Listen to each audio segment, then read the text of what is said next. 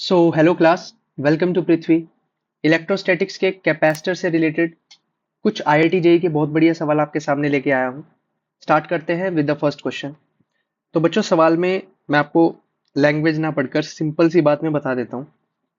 आपके पास एक parallel plate capacitor दिया गया है, जैसा कि आपको यहाँ डायग्राम में नजर आ रहा है। और इस पैरेलल प्लेट कैपेसिटर के बीच में हमने एक सिंपल पेंडुलम रखा है। उस पेंडुलम का मास m है, चार्ज q है, और उसकी जो लेंथ है बच्चों, वो लेंथ है l। तो जैसे ही हम इस चार्ज्ड सिंपल पेंडुलम को अगर एक कैपेसिटर के अंदर रखेंगे तो ये ऑसिलेट करेगा।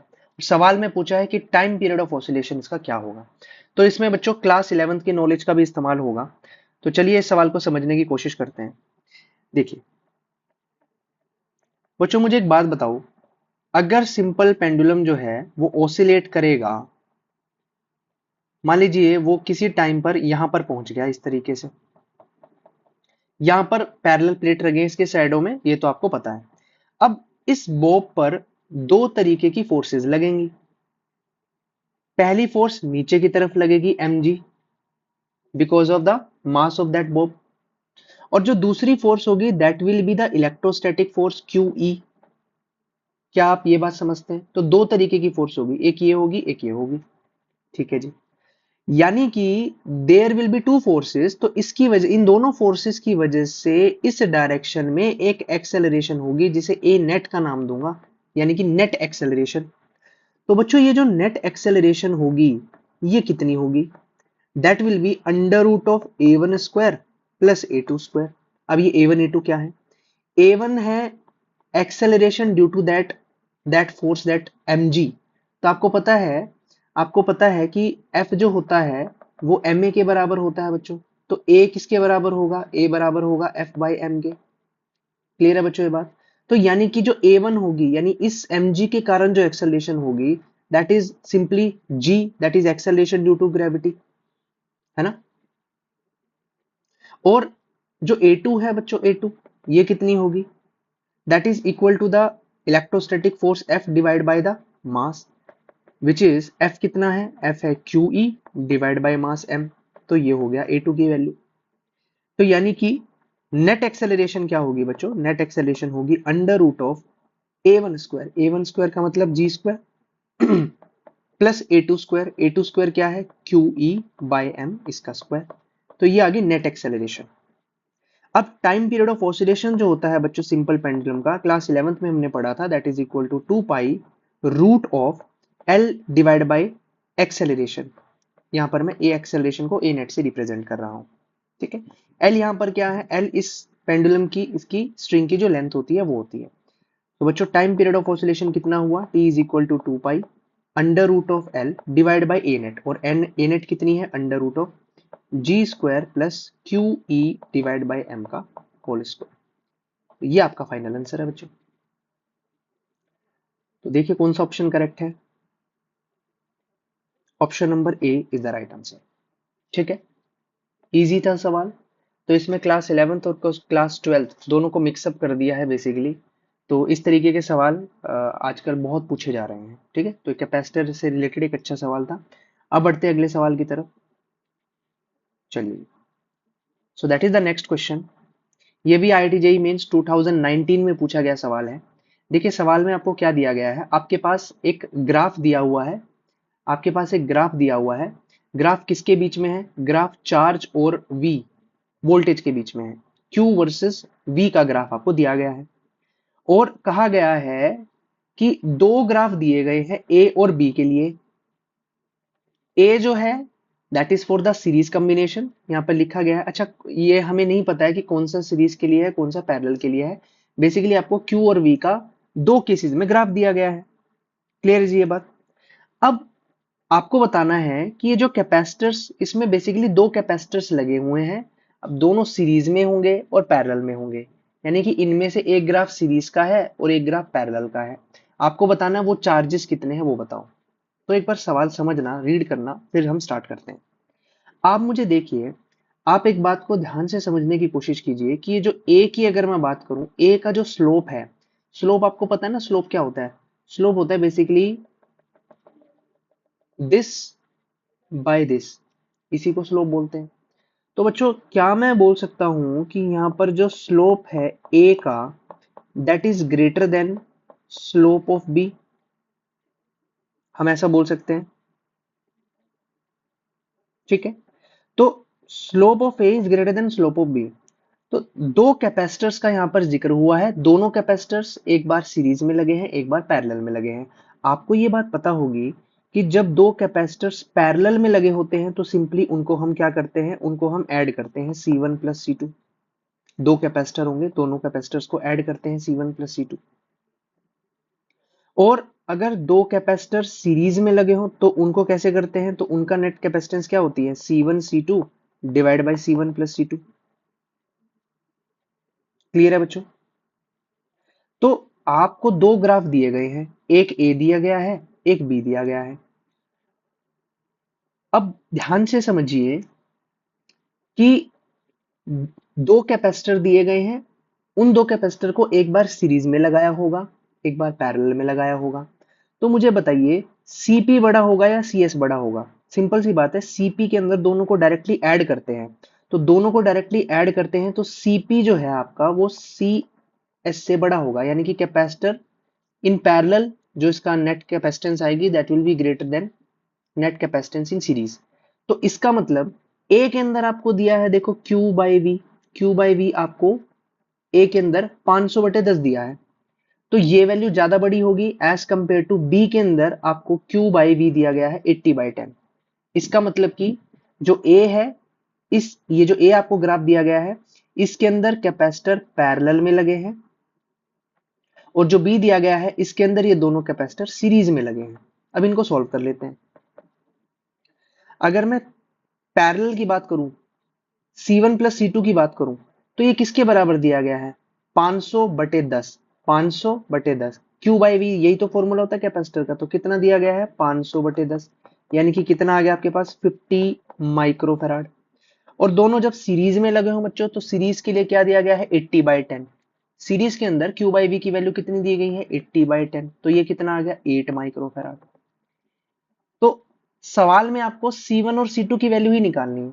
तो यहां से हमें दो बातें पता चली, क्या, पहला कि C1 प्लस C2 सवाल में कितना दिया गया है, 50 माइक्रोफेराड, और दूसरा C1 C2 divide by C1 plus C2 ये कितना दिया गया है, 8 माइक्रोफेराड। तो C1 इंटू C2 कितना हो गया, that is 8 into C1 plus C2 which is equal to 8 into C1 plus C2 सवाल में अभी बताया यहां पर 50 है, यानी कि C1 C2 की वैल्यू कितनी होगी, 400। अब दो इक्वेशन बन गई, इक्वेशन 1, इक्वेशन 2। सवाल में बोला C1 प्लस C2 50 है, C1 C2 400 है, तो बच्चों वैल्यू निकाल लो कितनी होगी। तो आप इसमें क्वाड्रेटिक इक्वेशन बना सकते हो, कैसे, चलिए देखते हैं। देखिए जो C1 है that is equal to 50 minus C2। अब इसके अंदर C1 की जगह मैं क्या लिख दूं, 50 minus C2 multiply it with C2 that is equal to 400। तो इसको जब हम सॉल्व करेंगे तो कितना आएगा, 50 C2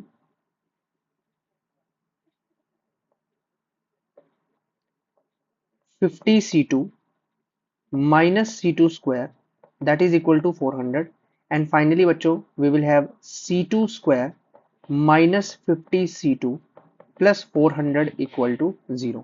तो ये आपके पास एक क्वाड्रेटिक इक्वेशन होगी जहां से आप C2 की वैल्यू को इजीली कैलकुलेट कर सकते हो, या फिर आइडेंटिटी का भी इस्तेमाल कर सकते हो, या फिर आप ऐसा भी कर सकते हो, जैसे याद है आपको C2 कैसे निकालते थे, अगर मुझे C2 की वैल्यू निकालनी हो तो आप कैसे निकालोगे, that is equal to minus B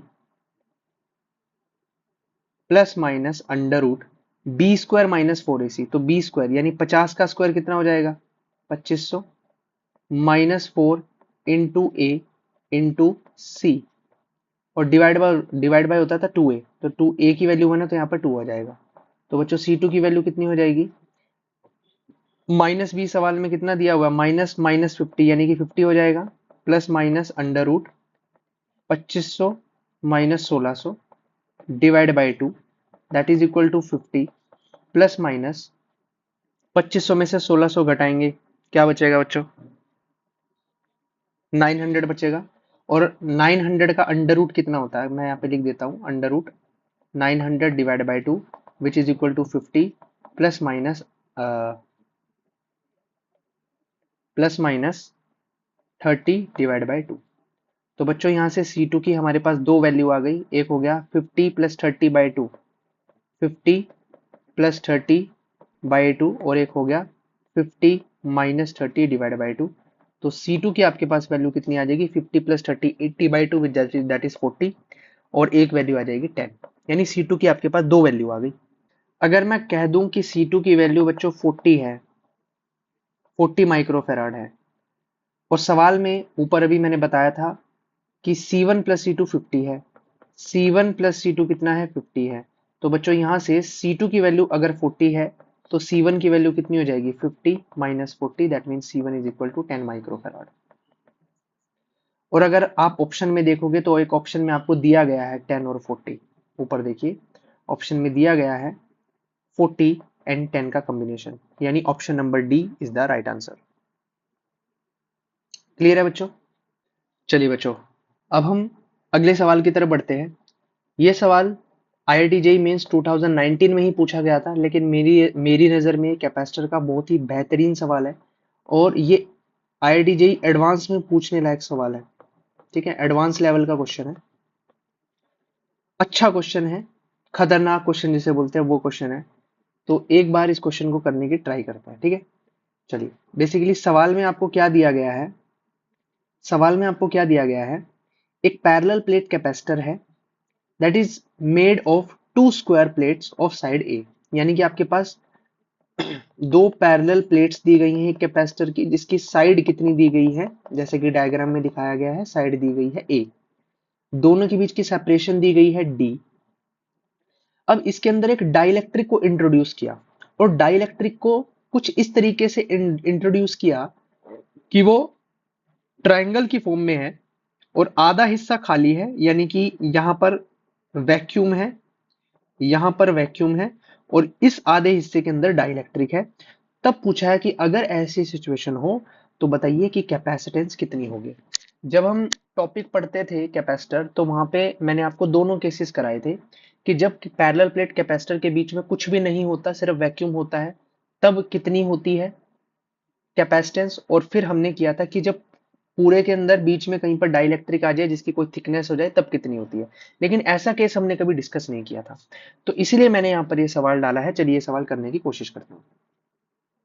अब ध्यान से समझना बच्चों, हमारे पास इस तरीके से हमारे पास इस तरीके से दो पैरेलल प्लेट्स दी गई हैं कैपेसिटर की। ठीक है, साइड कितनी दी हुई है बच्चों, साइड दी हुई है ए, यहां तक कोई दिक्कत नहीं है। दोनों के बीच में सेपरेशन बच्चों कितनी दी गई है, डी दी गई है। क्लियर है ये बात? अब मैं नाम दे देता हूं, मान लीजिए this point is A, this point is B, and let's say this point is C. और डाइलेक्ट्रिक बच्चों कुछ इस तरीके से ट्रायंगुलर फॉर्म में आपको दिया गया है, जिसके डाइलेक्ट्रिक कांस्टेंट के है। अब इसको सॉल्व करने के लिए मुझे कुछ मॉडिफिकेशंस करनी होंगी। मैं कहता हूं कि मैं यहां पर एक पतली सी स्ट्रिप ले लेता हूं, एक पतली सी इस तरीके से स्ट्रिप ले लेता हूं। ये ले लीजिए स्ट्रिप।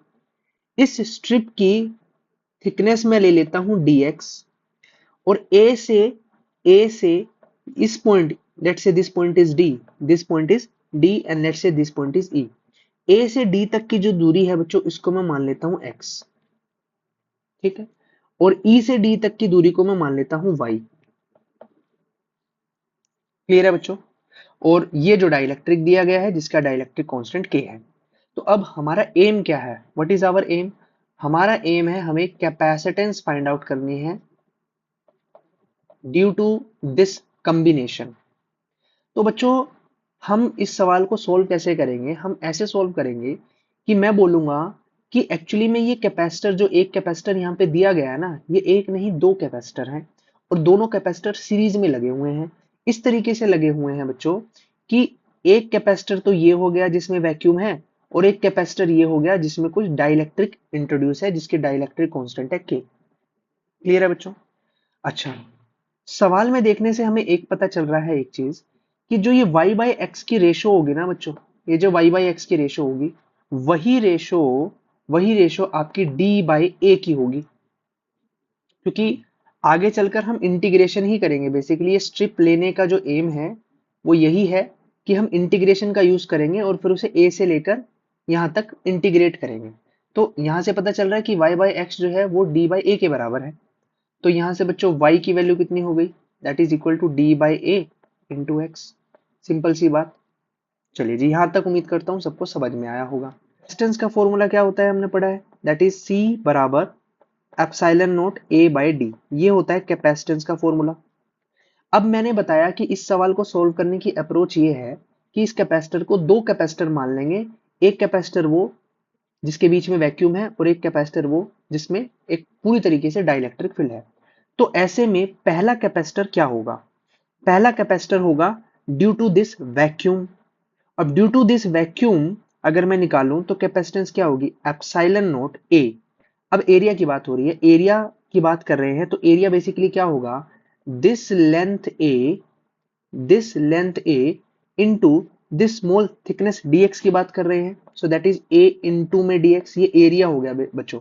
a डॉट dx जो है ये बेसिकली एरिया हो गया, लेंथ a और ये छोटी सी थिकनेस dx की मैं यहां पर बात कर रहा हूं, ये एरिया हो गया, डिवाइड बाय d। अब d बच्चों कितना है, अगर मैं इस थिकनेस की बात करूं, इस स्ट्रिप की बात करूं, तो इसमें जो ये d है ये बेसिकली d क्या बन जाएगा, ये d बन जाएगा d माइनस वाई। देखिए ये पूरी लेंथ आपके पास d थी, इसमें से y को माइनस कर देंगे तो ये कितना बचेगा, d माइनस वाई तो बचेगा, तो that is d minus Y. उसी तरीके से बच्चों जो C2 कैपेसिटेंस है वो कितनी होगी, C2 कैपेसिटेंस इस डाइलेक्ट्रिक कांस्टेंट के कारण है। अब यहाँ पर एप्सिलॉन मीडियम का आ जाएगा बिकॉज डाइलेक्ट्रिक कांस्टेंट का कोई मीडियम हो जाएगा। और आपको ये बात भी पता है कि epsilon divide by epsilon note ये के बराबर होता है डाइलेक्ट्रिक कांस्टेंट। तो एप्सिलॉन किसके बराबर होगा, के इंटू एप्सिलॉन नोट के। तो यानी C2 किसके बराबर होगा, यानी अगर मैं इसकी बात करूं तो C2 किसके बराबर होगा, that is equal to epsilon into में एरिया, अगेन इसका एरिया भी a इंटू डी एक्स हो जाएगा, और डिवाइड बाय, अब मैं इसकी बात कर रहा हूं y की, तो यहां पर नीचे क्या आ जाएगा, डिस्टेंस में y आ जाएगा। अब C2 बराबर एप्सिलॉन किसके बराबर है, अभी यहां पर बताया, that is k into epsilon nought into a D X divide by Y. अब ये दो कैपेसिटर है, बेसिकली ये जो कैपेसिटर बना है ये इन दो कैपेसिटर का सीरीज कॉम्बिनेशन ही है ना। तो अगर दो कैपेसिटर सीरीज में लगे हो बच्चों तो उनका सीरीज कॉम्बिनेशन कैसे सॉल्व करते हैं, यानी सी इक्विवेलेंट क्या होगा, that is equal to C1 C2 divide by C1 plus C2। क्यों, ये तो पता ही है ना आपको कि 1 बाई सी इक्विवेलेंट किसके बराबर होता है, जब सीरीज में होते हैं तो 1 by C1 plus 1 by C2 करते हैं ना। तो ये किसके बराबर आ जाएगा, C1 plus C2 divide by C1 C2 के। यही चीज मैंने यहाँ पे लिखी है। तो यानी दो कैपेसिटर सीरीज में लगे हैं तो उसका सी इक्विवेलेंट ये हो जाएगा बच्चों। तो बच्चों यहाँ पर हम C1 और C2 की वैल्यू पुट कर देंगे। तो C इक्विवेलेंट में C1 और C2 की वैल्यू को पुट कर देंगे, वो क्या है, that is equal to epsilon not A D X divide by D minus Y, ये तो हो गया C1 इंटू C2। C2 क्या है, K epsilon naught into A D X divide by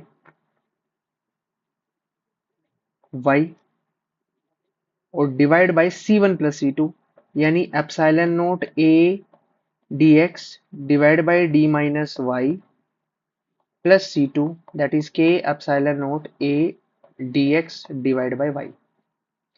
ठीक है जी।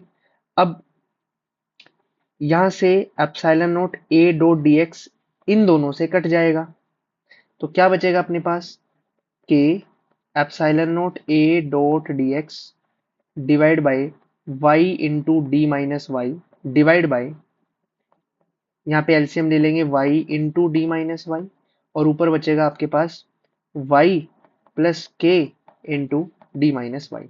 ये कैंसल आउट हो गया।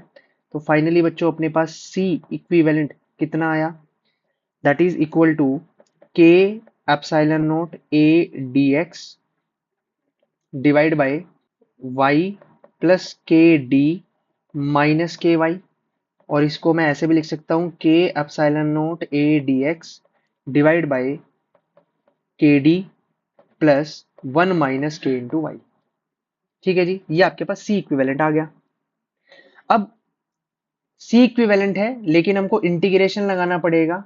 इंटीग्रेशन लगाना पड़ेगा यहाँ से यहाँ तक, क्योंकि पूरा डाइलेक्ट्रिक यहाँ तक फैला हुआ है, तो इंटीग्रेशन का इस्तेमाल करेंगे। इंटीग्रेशन क्या होगा? So the final net capacitance is equal to integration from zero to A. Integration कहाँ से कहाँ तक जाएगा? जीरो से लेकर एक्स की वैल्यू, जीरो से लेकर एक्स की वैल्यू कहाँ तक जाएगी? ए तक जाएगी। तो इंटीग्रेशन कर देंगे बच्चों जीरो से ए, किसका? के epsilon not A D X divide by के D plus 1 minus K into में वाई। ठीक है बच्चों, अब यहां पर मैंने ऊपर अभी बताया था थोड़ी देर पहले, देखिए ऊपर मैंने आपको बताया था कि y किसके बराबर है? डी वाई ए इंटू एक्स के बराबर है। तो y की वैल्यू यहां पर पुट कर देंगे। y किसके बराबर है? D by A into x के बराबर है। तो यहाँ से c की वैल्यू कितनी हो जाएगी बच्चों? इंटीग्रेशन जीरो से a के epsilon not A D X divide by K D plus 1 minus K into Y, और y की वैल्यू क्या है? y की वैल्यू है d बाई ए इंटू में x। ठीक है बच्चों, इसको मैं ऐसे भी लिख सकता हूं, जीरो से a के epsilon naught A D X divide by K D plus, मैं यहां से अगर k कॉमन ले लूं तो क्या बचेगा? यहां पर बचेगा 1 by K minus 1 into D by A into x. ठीक है बच्चों, तो इंटीग्रेशन जीरो से ए के, देखो यहां भी दोनों में के आ गया, तो के सबसे कट ही जाएगा आपका, तो ऊपर क्या बचेगा? Epsilon naught A D X divide by D plus 1 by K minus 1 into D by A into X. चलिए बच्चों, अब हमारे पास ये एक इंटीग्रेशन बन गया है finally. This is our capacitance, और हमें इस इंटीग्रेशन को सॉल्व करना है। अब ये इंटीग्रेशन इतना आसान नहीं है, इसको किस तरीके से सॉल्व करेंगे मैं आपको ये बताता हूँ। सबसे पहले मैं एक एक चीज मान लेता हूँ, मैं मान लेता हूँ कि ये ये वाला जो पोर्शन आपको दिया गया है इसको अल्फा मान लेते हैं। तो अल्फा किसके बराबर है? माना अल्फा बराबर है 1 by K minus 1 into D by ए, ये अल्फा के बराबर मैंने मान लिया। तो अब आपका इंटीग्रेशन क्या बन जाएगा? इंटीग्रेशन जीरो से A epsilon naught A D X divide by D plus alpha into में एक्स, ये बन जाएगा। और बच्चों, आपको एक बात पता होनी चाहिए, एक स्टैंडर्ड इंटीग्रेशन है, ये इंटीग्रेशन आपको पता होना चाहिए कि कभी भी अगर आपको बोला जाए integration of D X divide by D plus alpha x, अगर इस तरीके की फॉर्म आपको कभी दी हो तो इसका इंटीग्रेशन हमेशा होता है 1 बाई ए, सॉरी, इसका इंटीग्रेशन हमेशा होता है 1 by alpha into natural logarithm of D plus alpha into में एक्स। ये बात आपको याद होनी चाहिए, ये स्टैंडर्ड इंटीग्रेशन होता है। तो इसका मतलब अगर मैं लिमिट लगाऊं, ये आपको यही तो दिया गया है कि c बराबर epsilon naught A into integration zero से ए D X divide by D plus alpha x, यही दिया हुआ है आपको। तो ये अगर मैं पुट करूं तो कैपेसिटेंस कितनी आ जाएगी? एप्सिलॉन नोट ए इंटू में 1 by alpha natural logarithm of D plus alpha into में एक्स, और लिमिट कहां से कहां तक है? जीरो से लेकर ए तक। तो फाइनली बच्चों क्या हो जाएगा? Epsilon naught A into 1 by alpha, limit यहां पर डाल देंगे, upper limit minus lower limit, यानी natural logarithm of D plus alpha A minus, फिर जीरो पुट करेंगे तो यहां पर आ जाएगा नेचुरल लॉगरिथम ऑफ डी। ठीक है जी, क्लियर है यहां तक? ये आपकी कैपेसिटेंस आ गई। चलिए, अब जैसा कि मैंने आपको बोला था स्टार्टिंग में ही कि अल्फा की वैल्यू कितनी है? अल्फा की वैल्यू है 1 बाई के माइनस 1 इंटू में डी बाई ए। तो बच्चों यहां से अल्फा ए किसके बराबर हो गया? 1 बाई के माइनस 1 इंटू में डी के बराबर हो गया, है ना? तो यहां से डी प्लस अल्फा ए किसके बराबर हो गया? That is equal to D plus 1 by K minus 1 into में डी के बराबर हो गया। Which is equal to D plus D by K minus D, ये कट जाएगा, which is equal to D by K.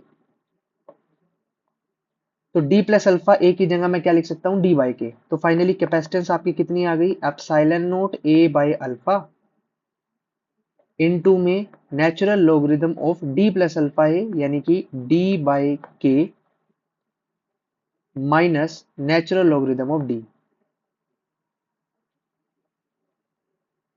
तो जब इसको सिंप्लीफाई करेंगे तो क्या आएगा बच्चों, C is equal to epsilon not A by alpha, और जब भी नेचुरल लॉगरिथम माइनस में होता है तो इनको डिवाइड में लिखा जाता है, यानी कि natural logarithm of D by K divide by D. तो फाइनली कैपेसिटेंस आ गई epsilon not A by alpha into L N, D से डी कट जाएगा, L N of 1 by K. और अल्फा की वैल्यू को एक बार यहाँ पर आप फिर से पुट कर दोगे, यहाँ पर अल्फा की वैल्यू को एक बार फिर से पुट कर दोगे। कैसे करेंगे, अभी मैंने बताया था कि अल्फा को मैंने क्या माना था, अल्फा को मैंने क्या माना था, 1 divide by K minus 1 into में डी बाई ए, यही माना था। तो यहाँ पर आप अल्फा की वैल्यू को पुट कर सकते हो, या फिर इसको सॉल्व भी कर सकते हो, 1 minus K divide by K into D by A. तो यहाँ पर पुट कर देंगे, C is equal to epsilon naught A divide by alpha, alpha की वैल्यू क्या है, 1 माइनस के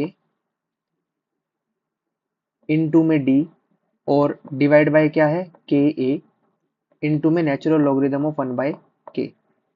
so C is equal to epsilon nought K into A square, ये ऊपर चला जाएगा और नीचे रह जाएगा 1 minus K into D into natural logarithm of 1 by K. That is our final answer. तो बच्चों या तो आपका ये आंसर हो जाएगा, या फिर आप इसी को ऐसे भी करके लिख सकते हो, एप्सिलॉन नोट ए स्क्वायर के, जो ये ln 1 बाई के है इसको आप ln के कर देना, बस नीचे साइन जो है, साइन आप उल्टा कर देना, 1 माइनस के बजाय के माइनस 1 इंटू डी कर देना। तो ये भी आपका आंसर हो सकता है, क्योंकि ऑप्शन में इस फॉर्म में दिया है। तो देखिए कौन सा ऑप्शन आपका करेक्ट होगा, that is option number B is the right answer. तो ये एक काफी कॉम्प्लेक्स प्रॉब्लम थी कैपेसिटर से रिलेटेड। इसको एक बार आप दोबारा से ओवरव्यू जरूर करना, एक बार इस सवाल को दोबारा से रिपीट करना, तब आपको ये सवाल और ज्यादा अच्छे तरीके से समझ में आएगा। तो उम्मीद करता हूं कि ये जो कैपेसिटर से रिलेटेड मैंने आपको 3 अच्छे लेवल के सवाल कराए हैं, आपको समझ में आए होंगे। हो सकता है आपको फर्स्ट टाइम में डाइजेस्ट करने में थोड़ी सी प्रॉब्लम हो, तो एक बार इस वीडियो को एक बार फिर से आप दोबारा से देखिएगा, तब आपको और ज़्यादा डिटेल में सवाल समझ में आएंगे। देखिए सवाल कराने का उद्देश्य आपका कॉन्फिडेंस लूज करना नहीं है। एक्चुअली मैं चाहता हूँ कि आप सीबीएसई लेवल के सवालों के साथ साथ जो कंपटीशन लेवल के अच्छे सवाल हैं उनको भी ट्राई करें। एटलीस्ट आप खुद से अगर प्रैक्टिस ना कर रहे हो तो जो मैं करा रहा हूँ एटलीस्ट वो सवाल जरूर करें, क्योंकि कहीं ना कहीं आपको ये सवाल एक आपकी लॉजिकल थिंकिंग को डेवलप करते हैं और आपको एक चैलेंज देते हैं कि आप डिफिकल्ट प्रॉब्लम को भी सॉल्व करें। तो इस वीडियो के लिए इतना ही, मिलते हैं नेक्स्ट वीडियो में। Thank you everyone.